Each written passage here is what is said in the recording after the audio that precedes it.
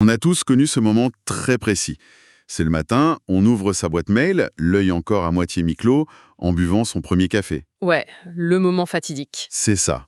Et là, tout en haut de la liste, boum, un message de son manager. L'objet tient en 2 mots, réunion urgente. Ah, l'horreur. Juste ça, sans aucun contexte. Exactement. Pas de contexte, pas d'explication, juste une invitation pour 14 heures. Et soudain, c'est la panique. Une angoisse, genre, totalement irrationnelle, s'empare de nous. Mhm. La gorge se noue littéralement, le rythme cardiaque s'emballe, on a les épaules qui se crispent jusqu'aux oreilles, et souvent on a tendance à se dire que cette angoisse, ce scénario catastrophe qu'on se fait, c'est juste dans la tête, quoi. On essaie de rationaliser. Voilà. On prend de grandes inspirations, on se dit qu'on exagère, mais et si on partait du principe que cette panique n'est absolument pas qu'une simple vue de l'esprit? Ah. Si, en fait, cette terreur avait une réalité tangible, une empreinte littéralement spatiale, tridimensionnelle tout autour de nous. Une empreinte que l'on pourrait neutraliser en quelques minutes avec de simples phrases.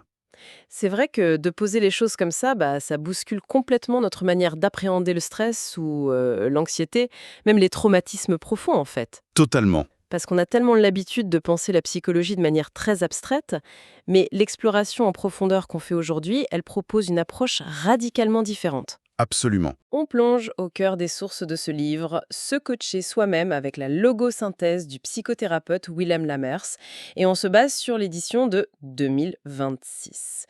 L'idée centrale, c'est de comprendre cette méthode, la logosynthèse, qui utilise le pouvoir très concret des mots Mhm. pour dissoudre nos blocages. Et la grande révolution ici, c'est qu'elle traite nos angoisses non pas comme de simples dysfonctionnements neurologiques, mais comme de véritables structures énergétiques qui encombrent physiquement l'espace dans lequel on évolue. Bon, décortiquons tout ça. Parce que pour comprendre comment quiconque écoute pourrait utiliser un outil pareil au quotidien, il faut vraiment remonter à sa genèse. Ouais, c'est indispensable. Et ce qui m'a frappé en lisant ces travaux, c'est que la méthode est née de manière presque accidentelle. Totalement accidentel même. Une femme d'une quarantaine d'années. Elle arrive et elle explique qu'elle a l'impression de vivre, c'est son expression, à côté de ses pompes. Mhm. Elle se sent déconnectée depuis 6 ans, suite à une flûte assez mystérieuse dans les escaliers d'une gare. Et le matin même de la consultation, elle n'arrivait même plus à attraper la poignée de la porte de sa douche. C'est fou ça. Sa main refusait de lui obéir, comme si son corps n'était plus à elle. Et c'est un cas clinique fascinant parce que la réaction du thérapeute, elle sort totalement du cadre habituel. C'est clair. Face au récit de Léonore, Lamers perçoit visuellement quelque chose d'étrange. Il décrit genre une ombre, une sorte de présence énergétique à la droite de sa patiente. Attends, il voit littéralement une ombre? Oui, il perçoit ça. N'importe quel autre thérapeute aurait pris l'expression être à côté de ses pompes de manière métaphorique, tu vois, pour parler de dépression ou de dépersonnalisation. Ouais, bien sûr. Mais lui, il décide de la prendre au sens propre. Il émet l'hypothèse que Léonore est littéralement dissociée, qu'une partie de son être se trouve physiquement là, à 30 cm de son enveloppe corporelle. Ah ouais. Il lui propose alors de prononcer des mots très précis pour inviter cette partie d'elle-même à la réunir. Et le résultat est saisissant. En l'espace de 10 minutes à peine, après une phase de tremblements intenses, un souvenir enfoui rejaillit chez Léonore. Elle se souvient avoir été violemment bousculée dans cette gare, sa tête heurtant le béton et avoir perdu conscience. Exactement. J'aime beaucoup l'analogie du mécanicien pour illustrer ça. La plupart des psychologues, c'est comme un passager qui écoute un bruit bizarre dans la voiture et qui essaie d'analyser l'origine émotionnelle du son. Mhm. Lamers, lui, c'est un mécanicien. Il lève le capot, il constate que le moteur est littéralement décalé de 10 cm sur la droite et il le remet dans l'axe. Ce qui est fascinant ici, c'est justement la signification même du mot logosynthèse que Lamers a forgé suite à cette expérience. Ah, vas-y. Logos, la parole. Et synthèse, rassembler. Donc, rassembler, réunifier avec des mots. En travaillant avec elle, puis avec des centaines d'autres, il a mis en lumière que cette dissociation, ce fait d'être fragmenté, c'est pas une pathologie psychiatrique rare. Non. Non, c'est la norme.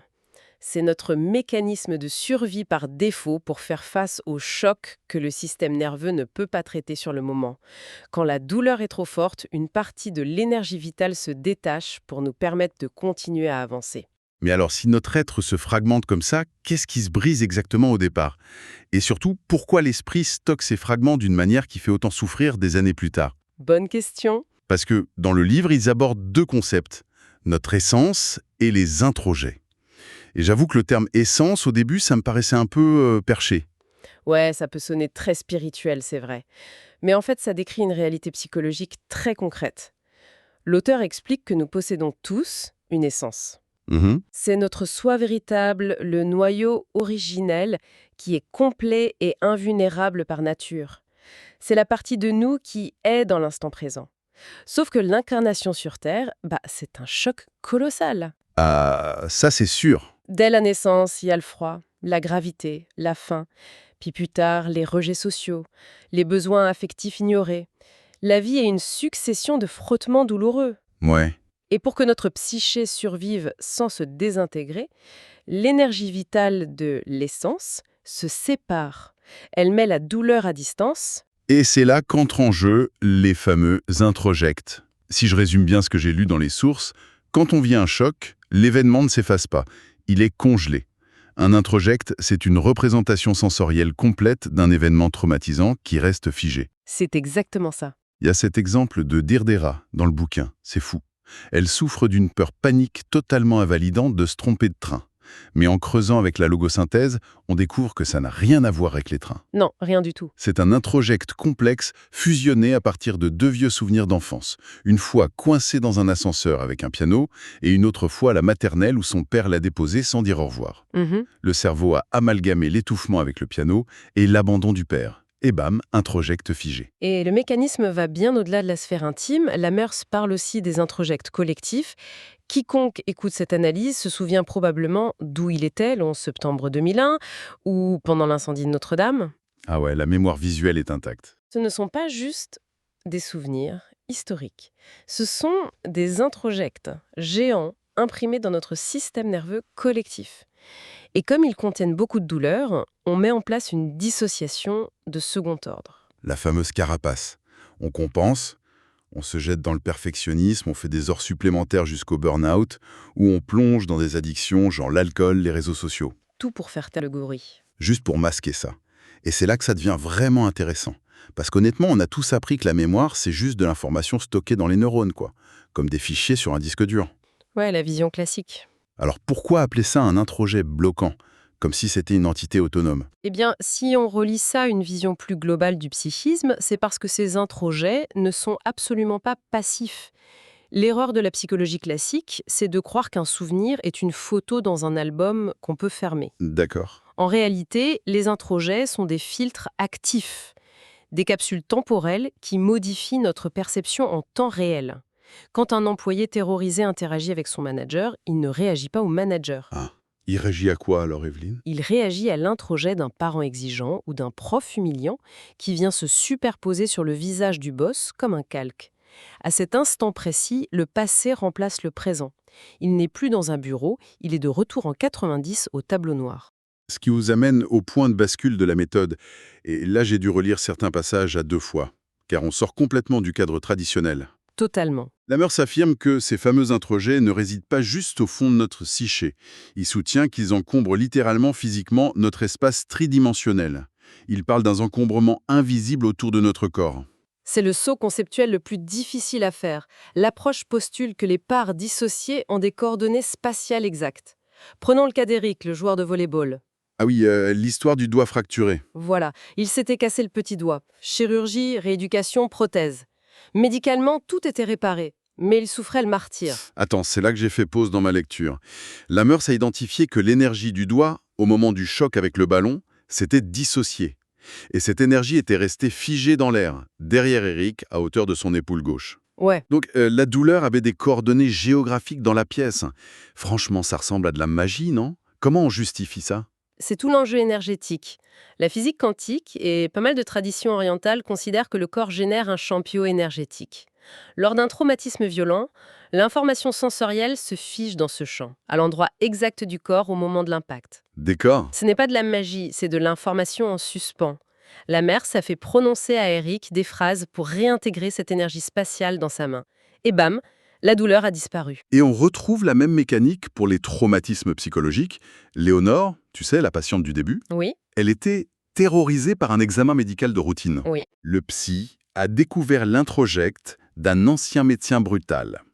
Et cet introject existait physiquement à 30 cm de son oreille gauche, là où l'homme lui avait hurlé dessus dans le passé. Il y a aussi Lydia, incapable d'interagir avec ses collègues dans son open space. Ah oui, l'histoire de la route. Exactement. Elle percevait l'introjecte spatial d'une route dangereuse, issue de son enfance, qui traversait littéralement la pièce et la séparait des autres. Et le pire, c'est qu'on peut abriter des énergies qui ne sont même pas les nôtres. Sérieux? Oui, l'auteur raconte l'histoire d'une patiente qui avait la phobie des souris. En cherchant bien, elle a réalisé que l'introjecte dans son espace n'était pas le sien, mais celui de sa propre mère, qui était terrorisée par ça. J'adore imaginer ça avec l'analogie de la réalité augmentée. C'est comme si on se promenait avec un casque de réalité virtuelle invisible. Et tout autour de nous, des pop-up angoissants apparaissent. Des murs invisibles. C'est une excellente image. Alors qu'est-ce que tout ça veut dire au fond? Comment on s'en débarrasse de ces pop-up? Cela soulève une question importante, celle du nettoyage.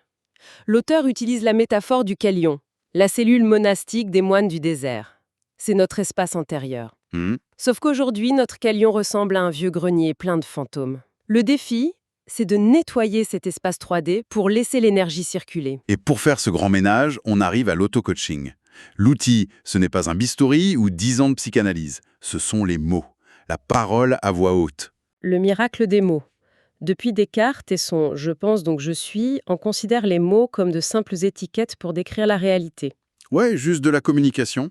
Mais dans les grandes traditions spirituelles, le Coran, la Bible, avec que la lumière soit, les mots manifestent la réalité.